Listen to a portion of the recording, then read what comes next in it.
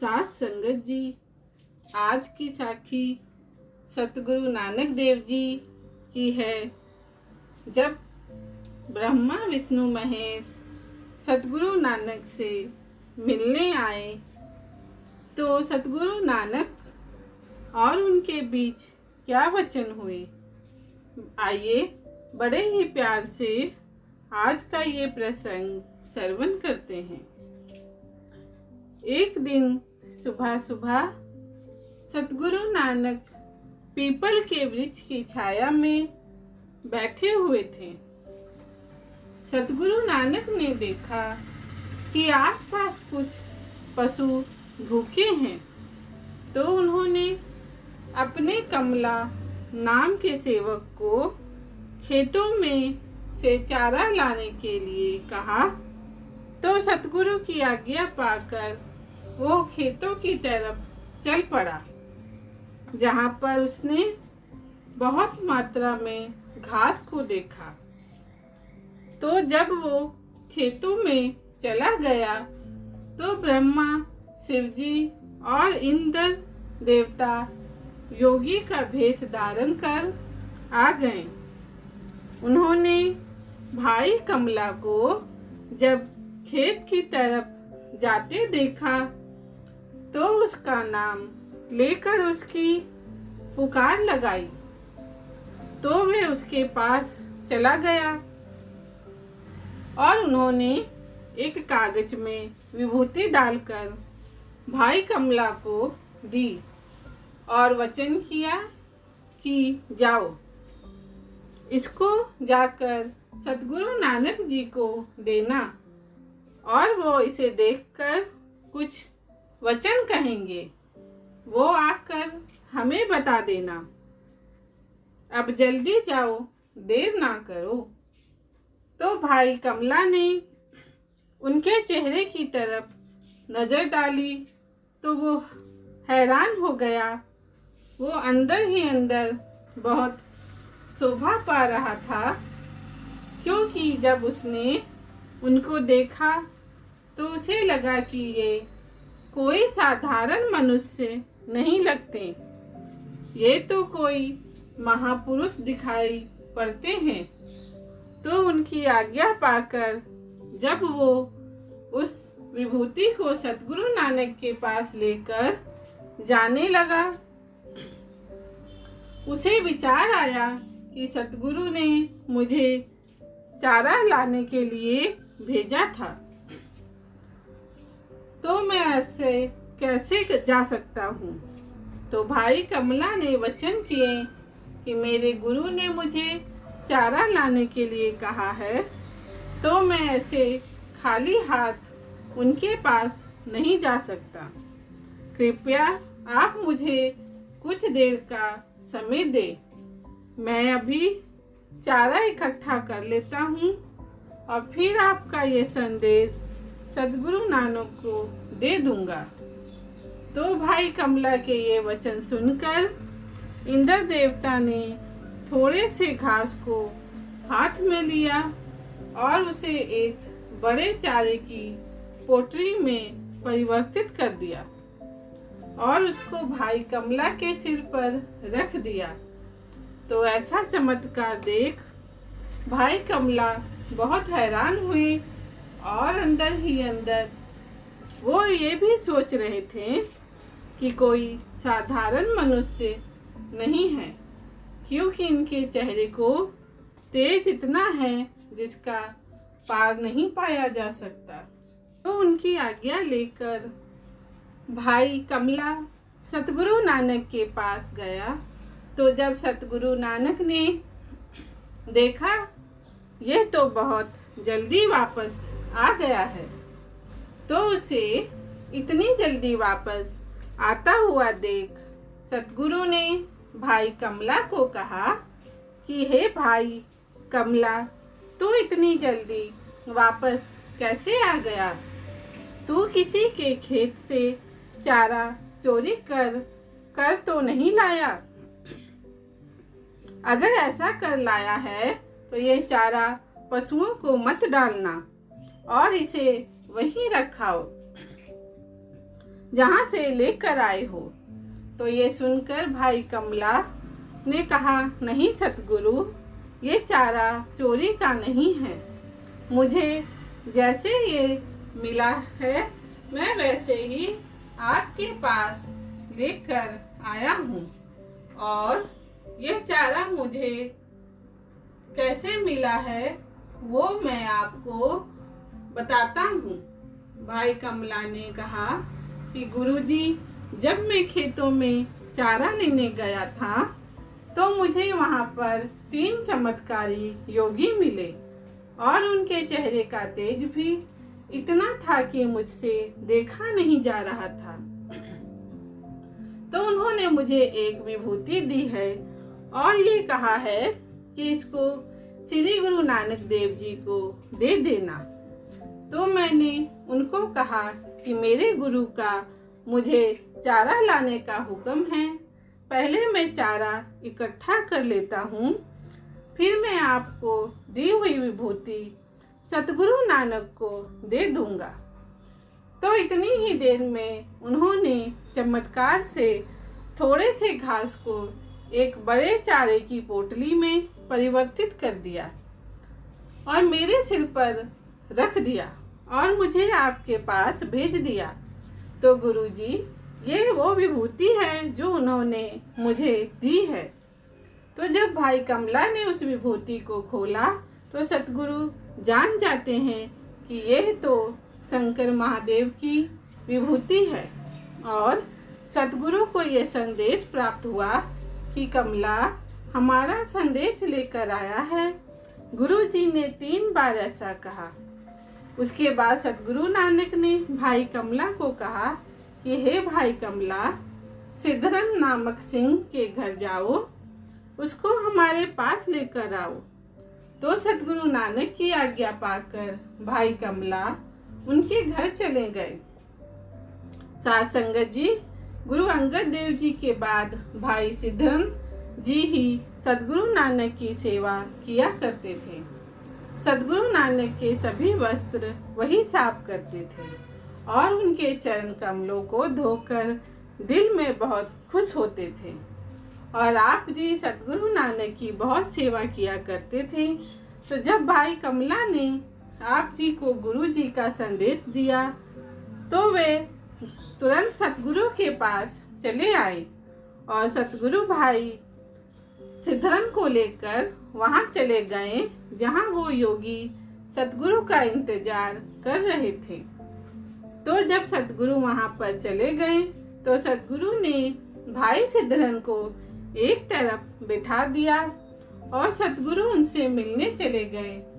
तो जब सतगुरु नानक उनसे मिले तो वो सतगुरु के दर्शन कर प्रफुल्लित हुए और फिर उन्होंने बहुत उत्साह की मन वचन कर्म करके सतगुरु नानक की प्रशंसा की और कहने लगे कि गुरुजी, आप सुंदर सुखों के घर हो, मुक्ति दाता हो, सभी लोगों को मुक्ति प्रदान करने वाले हो।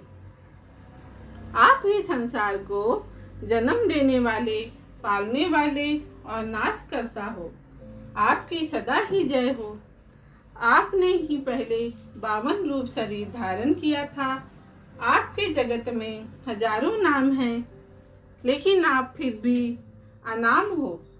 ये सारा ब्रह्मांड ही आपका स्वरूप है। चांद और सूरज आपके 2 नयन हैं। जो भी मनुष्य आपका ध्यान करता है वो भवसागर में नहीं पड़ता, उसकी मुक्ति हो जाती है और सभी तरह के बंधनों का नाश होता है और आप सभी तरह से निर्लेप रहते हो। अपने सेवक की अज्ञानता का नाश करते हो। हमारा आपको कोटि कोटि प्रणाम है। आप एक रस नाम के भंडार हो और अज्ञान का नाश करने वाले हो। इस तरह उन्होंने आपकी सुंदर प्रशंसा की और ब्रह्मा जी ने इस तरह कहा कि आपने अपना शरीर श्री गुरु अंगद देव जी में डाल दिया है और आपको जो अच्छा लगा है उसको स्थापित कर दिया है। जगत के जाप के लिए आपने सच्चा नाम प्रकट किया है। आप भी हमारे साथ सचखंड चलें। तो यह वचन सुनकर सतगुरु ने उनकी बात मान ली और उनको इस बात की हामी भर दी। तो सतगुरु की हाँ को सुनकर वो वहाँ से चले गए। और उसके बाद सतगुरु नानक भाई सिद्धरन के पास गए और उनको अपने साथ लेकर एक खेत में चले गए। और वहाँ जाकर सतगुरु नानक ने वचन किए कि सिद्धरन सुनो, मुझे यहाँ लाकर मेरे ऊपर लकड़ियाँ डाल देनी हैं। अगर कोई मुझे दूसरी जगह पर लेकर जाना चाहे उसे मना कर देना, मुझे इसी जगह पर लेकर आना है। ये कहकर सतगुरु नानक भाई सिद्धरन के साथ नगर में आ गए। नगर में आकर पीपल के वृक्ष के नीचे बैठ गए और वहाँ पर मौजूद संगत को सतगुरु नानक ने दर्शन दिए। सतगुरु नानक अपने पास 4 चादरें रखते थे। 2 चादरें घर में रहती थी और 2 शरीर के ऊपर पहनते थे। तो सतगुरु नानक ने भाई सिद्धरन को कहा कि जाकर कपड़े धोकर लेकर आओ। तो गुरु जी की आज्ञा पाकर भाई सिद्धरन जी ने कपड़ों को अपने हाथ में लिया और उनको धोने के लिए चल पड़े। दिल में सेवा भाव लेकर उसने उन कपड़ों को अच्छी तरह से धोया और सुखाया। तो जब भाई सिद्धरन वो कपड़े लेकर सतगुरु नानक के पास आए तो सतगुरु नानक ने भाई सिद्धरन को कहा कि इनको आप अंदर रख दो और अंदर साफ सफाई कर दो, सभी तरह अच्छी से सफाई कर दो। दिन बहुत कम रह गया है, इसलिए देर ना करो। तो सतगुरु की आज्ञा पाकर भाई सिद्धरन जी वहाँ पर चले गए जहाँ पर सतगुरु नानक विश्राम करते थे। रात के समय गुरु जी नानक जहाँ पर रहते थे तो वहाँ पर जाकर भाई सिद्धरन जी ने सभी तरह सफाई कर दी और वापस सतगुरु नानक के पास आ गए।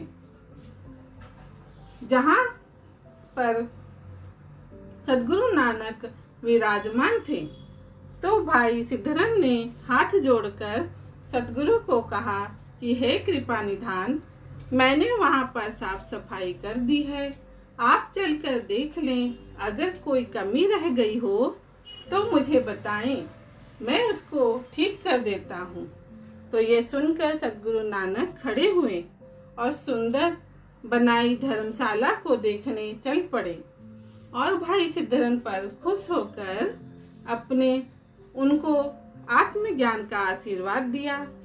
और उसके बाद सतगुरु नानक वहाँ पर आ गए। यहाँ पर संगत सतगुरु नानक के दर्शन के लिए आई थी और वहाँ पर दिव्य कीर्तन चल रहा था और सभी तरह के पाप खत्म हो रहे थे। सतगुरु नानक उस समय वहाँ पर विराजमान थे और करतार का कीर्तन सुन रहे थे। अखंड रूप गुरु जी की समाधि लग गई थी, जिससे कि पता चल रहा था कि गुरु जी अनुपम आनंद ले रहे हैं। शरीर के सभी अंग अडोल थे। जब ऐसे ही 8 घड़ियां बीत गई तो सतगुरु ने आंखें खोली और खुश होकर बोले कि आज हमारे जाने का बहुत अच्छा दिन है। तो जब सतगुरु ने ऐसे वचन किए तो वहाँ पर मौजूद सतगुरु के सेवकों की आंखों में से आंसू आ गए और ये बात सभी तरफ फैल गई कि सतगुरु नानक ने शरीर छोड़ने की बात कही है। तो सभी लोग भागे भागे सतगुरु नानक के पास आ रहे थे और उनके दर्शन कर रहे थे। सतगुरु के बारे में यहाँ तक ये खबर पहुँच गई थी। वहाँ से लोग अपने सभी काम छोड़कर सतगुरु नानक के दर्शन करने आ रहे थे लेकिन सतगुरु नानक जी धर्मशाला में बैठे हुए थे और वहाँ पर बहुत बड़ी मात्रा में संगत की भीड़ लग गई थी और सभी लोग धन गुरु नानक पुकार रहे थे। गुरु जी के चेहरे पर लाली छाई हुई थी, जैसे कि सूर्य उदय होने से पहले लाली बहुत शोभा देती है। और सतगुरु के इर्द गिर्द सिख सेवक थे और सतगुरु धीरज के साथ एक रस शांत बैठे थे। वहां पर मौजूद सभी संगत के अंदर वैराग्य भरा हुआ था। उस समय सतगुरु नानक ने भाई सिद्धरन को हुक्म दिया कि हे भाई सिद्धरन, जल्दी जाओ श्रीचंद और लक्ष्मीदास को बुलाकर मेरे पास लेकर आओ। तो सतगुरु की आज्ञा पाकर भाई सिद्धरन जी बाबा श्रीचंद और लक्ष्मीदास जी के पास गए और उनको हाथ जोड़कर विनती की कि आज गुरु जी की ज्योति जो समाने की घड़ी है और उन्होंने आप जी को अपने पास बुलाया है, आप मेरे साथ चलें, देर ना करें। तो भाई सिद्धरन के ऐसे वचन सुनकर उन्होंने कहा कि ऐसे कैसे हो सकता है, वो तो परमानंद हैं, एक रस होकर बैठे हैं, नहीं ऐसा नहीं हो सकता, ये बात माननीय नहीं है। तो ये सुनकर भाई सिद्धरन जी सतगुरु नानक के पास आ गए और जो कुछ भी उन्होंने कहा वो सब कुछ सतगुरु नानक को बता दिया। वहाँ पर मौजूद संगत की आंखों में जल भर आया था और सतगुरु के दर्शन कर वो अंदर से वैराग्य से भरे हुए थे। उस समय कीर्तन की धुन गूंज रही थी। तो इतनी ही देर में माता सुलखनी जी भी सतगुरु के पास आ गए और उनकी आंखों में भी आंसू आ गए और सतगुरु के पास मौजूद सभी संगत रो रही थी। तो जब सतगुरु नानक ने माता सुलखनी जी को अपने पास आते हुए देखा तो सतगुरु ने उनको प्रेम से जो वचन कहे वो है कि अगर आपके दिल में कोई अभिलाषा है तो बताओ, अंत समय मिलकर कुछ कहा नहीं, बाद में ऐसी बात नहीं करनी। तो सतगुरु के ऐसे वचन सुनकर वो बोले कि हे कृपा निधान, आपको जैसे अच्छा लग रहा है वैसे करें, सब कुछ आपके हाथ में है। आप तीनों लोकों के स्वामी हो और शरीर छोड़ना और धारण करना ये सब कुछ आपके हाथ में है। तो माता सुलखनी जी की दीनता देखकर सतगुरु नानक ने बहुत ध्यान से उनके वचन सुने। तो ऐसे सतगुरु नानक के आसपास मौजूद सभी सेवक धन गुरु नानक की पुकार कर रहे थे और सतगुरु की याद में आंसू बहा रहे थे। साथ संगत जी, आज के यह प्रसंग यहाँ पर ही समाप्त होता है। आपको ये प्रसंग सुनाते हुए अनेक भूलों की क्षमा चाहती हूँ। धन्यवाद।